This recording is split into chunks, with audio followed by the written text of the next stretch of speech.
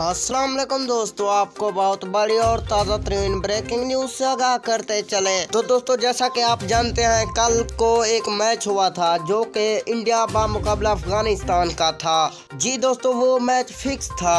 अफगानिस्तान के कप्तान मोहम्मद नबी और राशिद खान ने कुछ पैसे लेकर अपने मुल्क अफगानिस्तान का नाम बदनाम कर डाला। आइए दोस्तों, हम आपको मुकम्मल तफसील से आगाह करते हैं कि मोहम्मद नबी और राशिद खान ने कितने पैसे लिए और अपने मुल्क का नाम बदनाम कर डाला।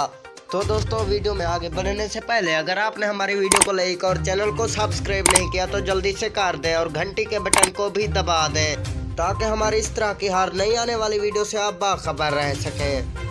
और अफगानिस्तान के वजीर आजम ने इसके बारे में क्या कहा वो भी हम आपको सुनाते हैं। अफगानिस्तान के वजीर आजम को जब पता चला कि ये मैच फिक्स था तो उन्होंने कह दिया कि अगर वाकई ये मैच फिक्स हुआ तो मैं राशिद खान और मोहम्मद नबी को कड़ी से कड़ी सजा दूंगा।